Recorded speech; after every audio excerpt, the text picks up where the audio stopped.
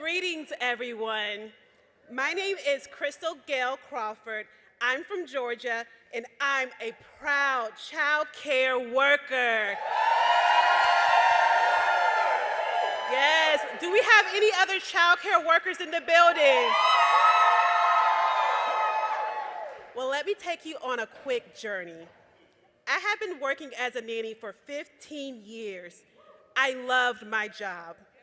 But like many of you, I lost my job during the pandemic, and then I was in a terrible car accident. Suddenly, I found myself without a job and chronic back pain. So I moved home, had surgery, and my parents cared for me. That's when I realized in a whole new way how important care is. It's a constant in my family. My grandmother relied on the care of my aunt, who was a pillar of strength. But in 2022, my aunt tragically passed away. So my mom stepped up. Even as she was grieving her sister, she took on the role of caring for her mother. Care doesn't wait for you to finish grieving. Witnessing my mom's dedication and selflessness was inspiring. Now, we all have someone in our lives who inspires us with their dedication. But I want us to pause for a moment, because in my story, that person is my mom. But in someone else's story, that's you. Yes, so point to yourself, because you are all someone's hero. Care is fundamental aspect of our humanity. That's why we are here today, to make the care we all need a reality and not a dream. Come on, friends, it is my great honor to introduce to you today our care champion-in-chief. Yes, he brought the care agenda to the forefront of our nation's economic agenda. He honors the essential work of care workers like myself, and he is ready to fight alongside us for the care we need and deserve in our country. Ladies and gentlemen, please help me welcome President Joe Biden.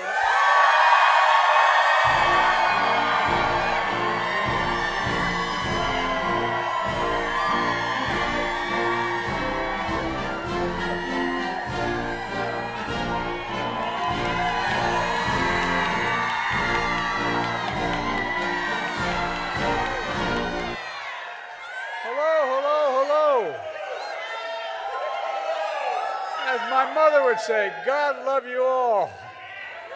Crystal, thank you for sharing your story.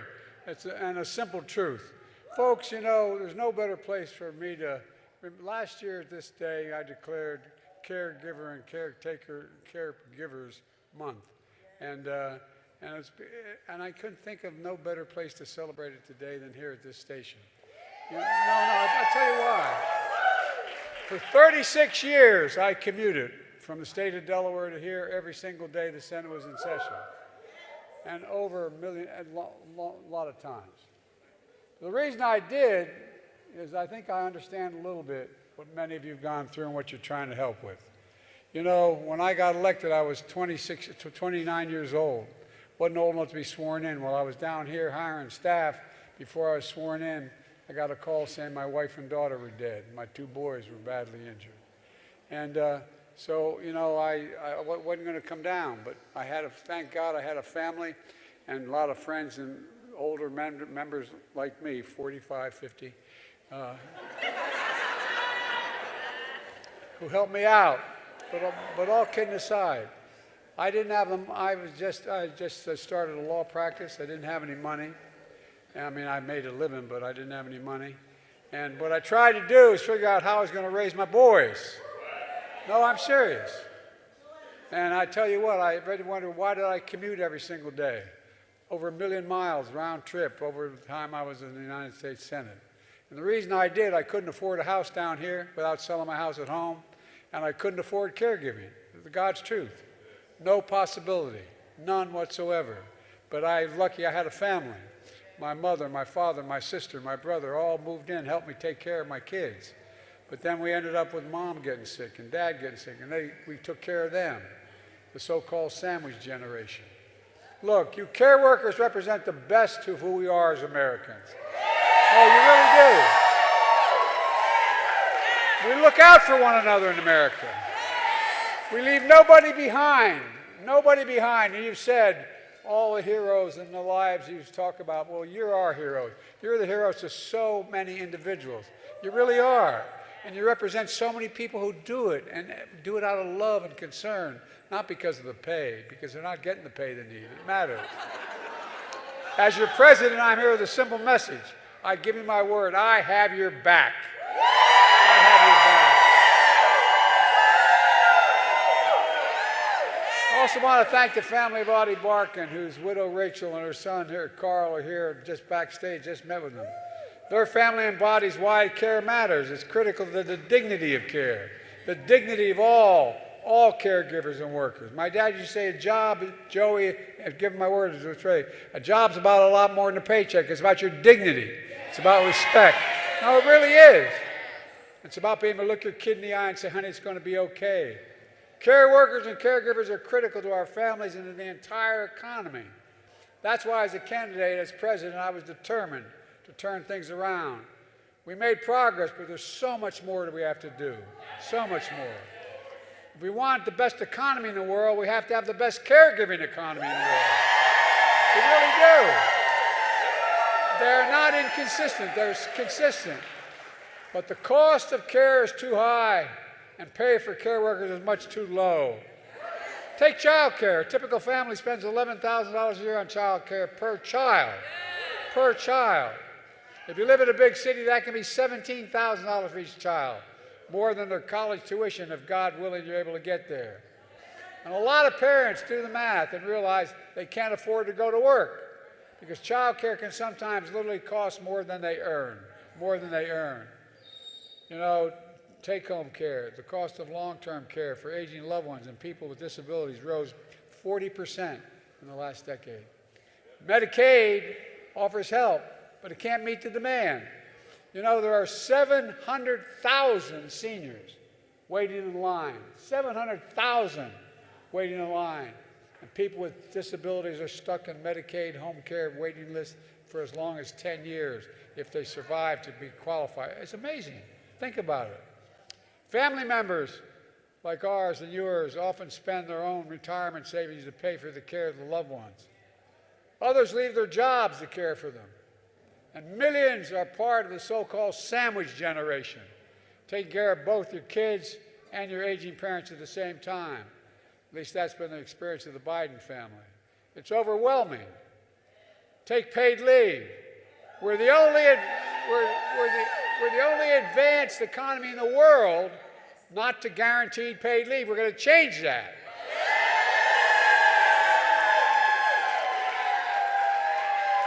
That means to help a loved one, many folks have to leave work to find out later that they've been fired. In the United States of America, no one should choose between caring for a parent who's raised them, a child who depends on them, or a paycheck that they need. That's not why it should be the way it should be. No, I'm serious. If you wonder whether I feel strongly about this, I do. Look, more often than not, from child care to elder care to lack of paid leave, it's women who bear the brunt. Women who bear the brunt. We saw that during the pandemic when 2 million women left their jobs to help take care of their families. It hurts our whole economy to lose so much talent in the workplace. And it keeps women from earning equal pay they deserve because they say, well, you haven't been here. Look, in fact, care workers are predominantly women as well, women of color and immigrants who are overworked, overlooked, and underpaid. It's not enough just to praise them for all they're doing. We have to pay them.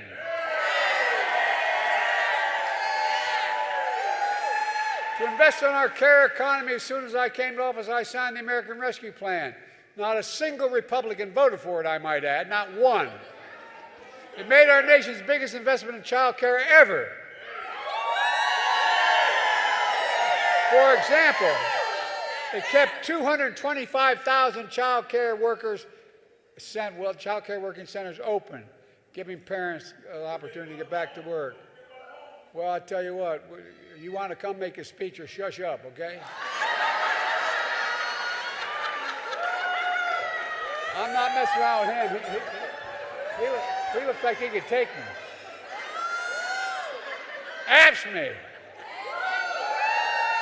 Look, it expanded the child care tax credit, cutting child poverty in America in half. That's what it did. It cut it in half. Overall, my administration increased funding for nearly 50%, by 50% for child care. And in the coming weeks, we plan to release new rules to strengthen staffing standards in nursing homes, to get home care workers a bigger share of Medicaid payments. But that's not going to be enough. I want to do more, and we can do more. My budget for next year makes key commitments to children, seniors, and people with disabilities, and to caregivers who look after their loved ones.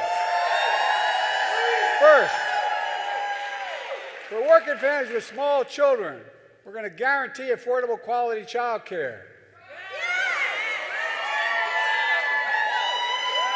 Most families, in our plan, most families will pay less than $10 a day per child, saving millions of folks as much as $7,000 a year.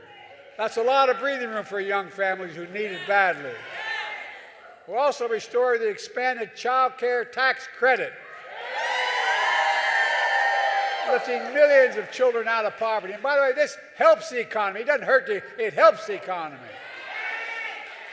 You know, our Republican friends let that expire.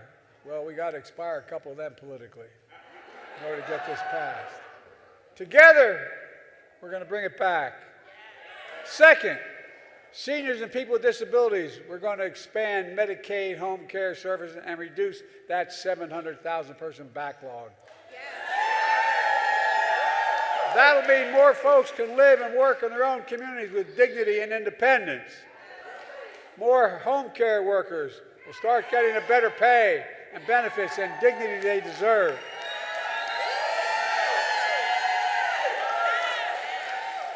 By the way, if anybody's listening besides all of us, we agree on this. This is really, we're deadly earnest. This is not a joke. It matters. Third, for everyone caring for a loved one, my budget would finally create a national paid family and medical leave program. Finally. Up to 12 weeks to care for a newborn, a sick loved one, or yourself without losing your income. Look, it's past time America caught up with the rest of the world on paid leave.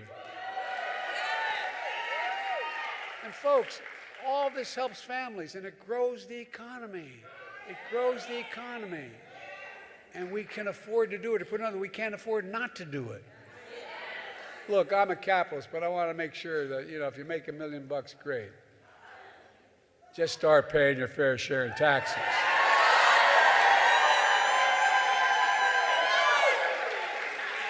But let me ask you, does anyone here think this tax code is fair? Raise your hand. I don't either. The last administration enacted a $2 trillion tax cut, overwhelmingly benefiting the very wealthy and the biggest corporations, and exploded the federal deficit more than any other president has. We've cut the deficit, by the way. It added more to the national debt than any presidential term in history, and it's due to expire next year. And guess what? I hope to be president because it expires. It's going to stay expired. Stay expired. Our administration has already cut the deficit by $1 trillion. I'm going to cut it even more this decade by making big corporations and the very wealthy begin to pay their fair share. Under my plan, nobody earning less than $400,000 a year will pay an extra penny in taxes. I hope that is right. As I make it clear, we're not trying to beat people. But there are 1,000 billionaires in America. from $750 to $1,000 since the pandemic. You know what the average tax rate those billionaires pay? 8.2%. No, I'm serious. Anybody want to trade that tax rate? Well, look, that's far less than the vast majority of Americans pay. No billionaire should pay lower tax rate than a teacher, a firefighter, a care worker. And that's why I proposed a minimum tax for billionaires of 25%. It's not even the highest rate, just 25%. And guess what? It's more fair. But it also, guess what it would do over 10 years? It would raise $500 billion. $500 billion. And it wouldn't hurt anybody. I'm a capitalist. If you make $1 billion, wonderful. Pay your fair share. Imagine what we can do. Imagine what we can do for America. Look, folks, imagine a future with affordable child care, home care, elder care, paid leave. But folks, our Republican friends have a different vision. Republicans in the House of Representatives, and by the way, Rosa DeLauro, she was here, I was told, she's a hell of a champion for all that. They just released their budget, the Republicans, that cuts caregiving programs by a third. The ones that exist, cuts them by a third. For example, it would mean 260,000 fewer kids in child care. My predecessor and his MAGA friends want to, I love the phrase, the language they use, they want to terminate the Affordable Care Act. Terminate. Well, guess what? Killing millions of Americans, taking them off of health care, insurance, and stripping others of services like home care. Folks, by the way, you know how many times they've tried to take out Obamacare, Affordable Health Care Act? 49 times they've tried. They can keep trying, but they're not going to get it done. And look, when it comes to Social Security and Medicare, my predecessor recently said, quote, there's a lot you can do in terms of cutting. God love him. Right on cue, House Republicans released their budget that would raise the retirement age of Social Security, the budget they submitted for next year, and slash Medicare while they cut taxes for the very wealthy again. I got a better idea. I'll protect Social Security and Medicare and make the very wealthy pay their fair share to make it work.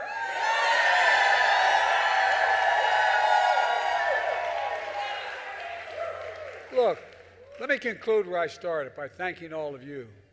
As Crystal said, you're all, and I mean this sincerely, you're all somebody's hero. That's what I see in our nation's caregivers. Heroes. We need you. Not a joke, we need you. And together, I know we can do this. I've never been more optimistic about our future. We just have to remember who we are. We're the United States of America. There is nothing beyond our capacity. Nothing. If we do it together. So let's stay at work, get to work, keep working, and God bless you all, and may God bless our troops. Thank you.